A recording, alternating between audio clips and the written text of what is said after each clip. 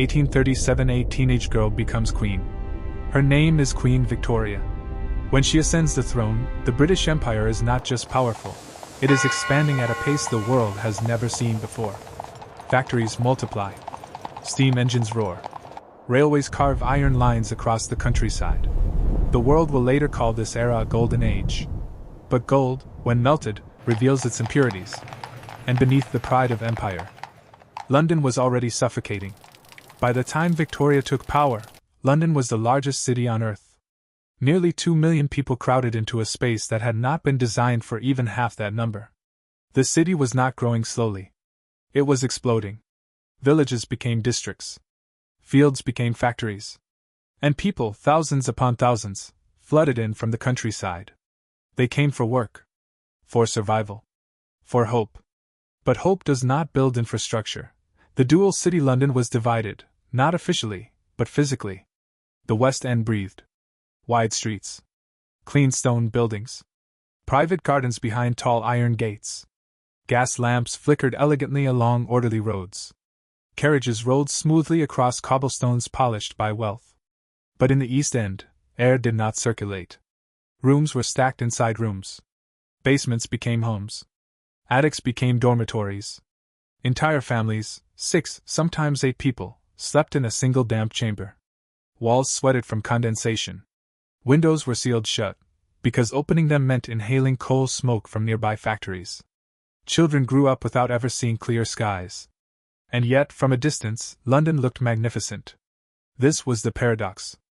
Above ground, progress. Below the surface, decay. The machine age. By the 1840s, time itself had changed. Before industrialization, work followed seasons and daylight. Now it followed the factory whistle. Time became mechanical. Measured. Monetized. If you arrived late, you were fined. If you missed a day, you might lose your job. If you lost your job, you did not simply fall behind. You starved. Industry did not just build machines. It reshaped human bodies. Men bent over looms for 14 hours. Women stitched until their eyesight blurred. Children crawled under machinery because they were small enough to fit. Spines curved permanently. Hands hardened. Childhood shortened.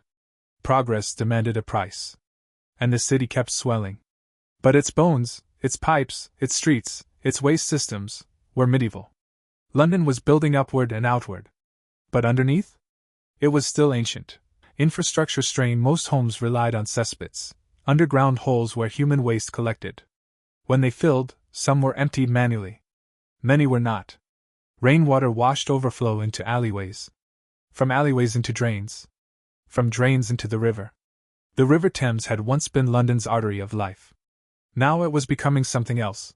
Factories dumped chemical waste directly into it. Slaughterhouses emptied blood and offal into it. Households emptied chamber pots into it.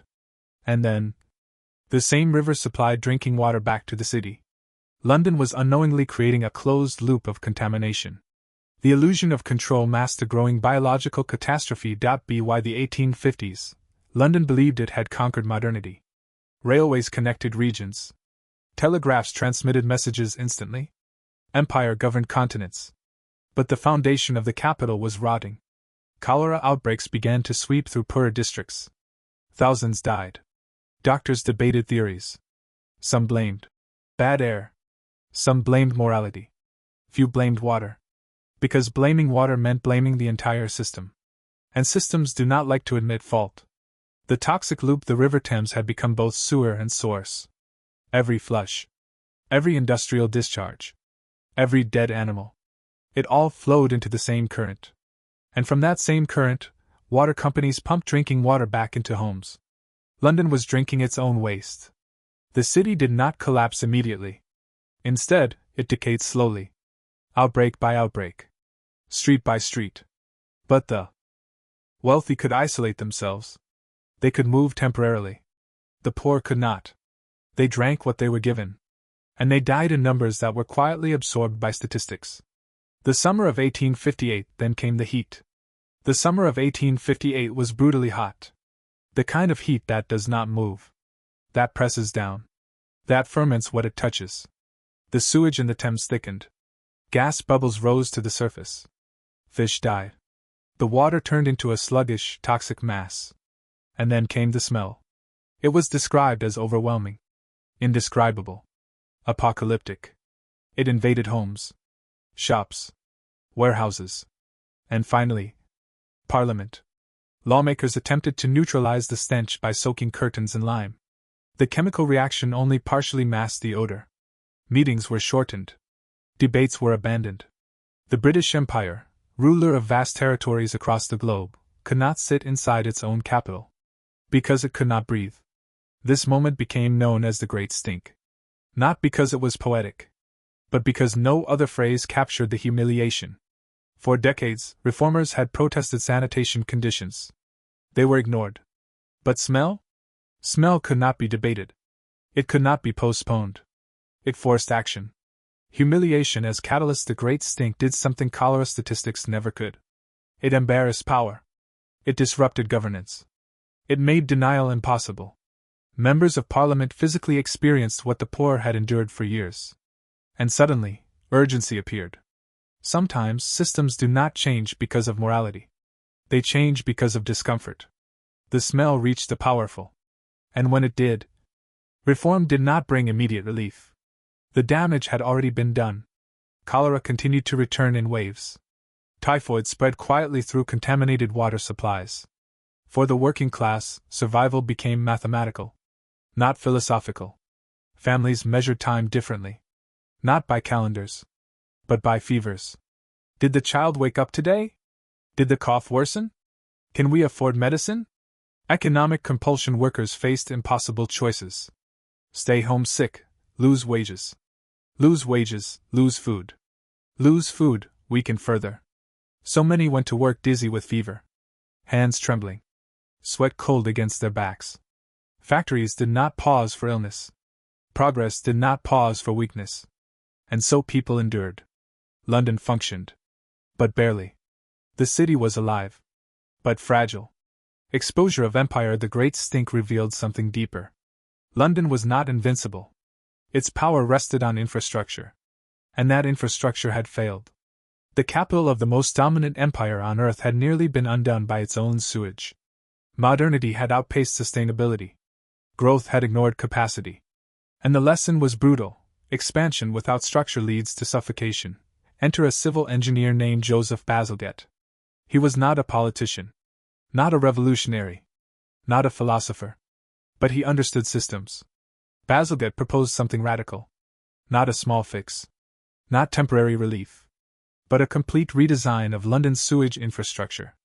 The intercepting sewers. His idea was deceptively simple. Instead of allowing waste to flow directly into the Thames within central London, build massive intercepting sewers that would capture it and divert it downstream, away from the city. But the scale? Unprecedented. Miles upon miles of brick tunnels. Hidden beneath streets. Beneath homes. Beneath the visible city. A second London, underground. Construction began in the 1860s. It required coordination across districts.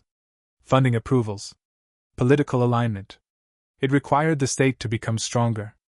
More centralized. More intrusive. Slums were cleared to make way for embankments. Streets were widened. Neighborhoods displaced. Order required control. But chaos had already proven deadly. Engineering against disaster. Bazalgette overbuilt the system. He designed it to handle not just current population levels, but future growth. It was an act of cautious foresight born from humiliation. Brick by brick, tunnel by tunnel, London began to protect itself from itself. The sewage was redirected. The Thames slowly recovered. Cholera outbreaks diminished. Air improved. The city could breathe again. Not because it was visionary, but because it had been wounded. By 1901, when Queen Victoria's long reign ended, London was transformed. Cleaner. More regulated. More controlled. But also more aware of its limits. The Great Stink had forced modernization. It proved that progress without sustainability is self-destructive. It proved that systems fail when growth ignores foundation. It proved that sometimes, physical discomfort achieves what decades of protest cannot. Modern London was not born from confidence. It was born from crisis. It was forged in embarrassment. It became modern because it had nearly collapsed. Every great city believes it is ahead of its problems. until those problems become impossible to ignore. Victorian London thought industry meant invincibility. But infrastructure determines survival. The River Thames did not attack London. London poisoned itself. And only when the smell became unbearable did change arrive. Progress is not golden. It is fragile. And sometimes, the only way a system evolves is when it is forced to confront the consequences of its own success. The Great Stink was not just a sanitation crisis. It was a mirror. And London finally looked out. If you found this story powerful, remember this: history is not made only by wars and kings. Sometimes, it is made by sewage. If you want more untold, unfiltered history, subscribe. Because the past is never as clean as it looks.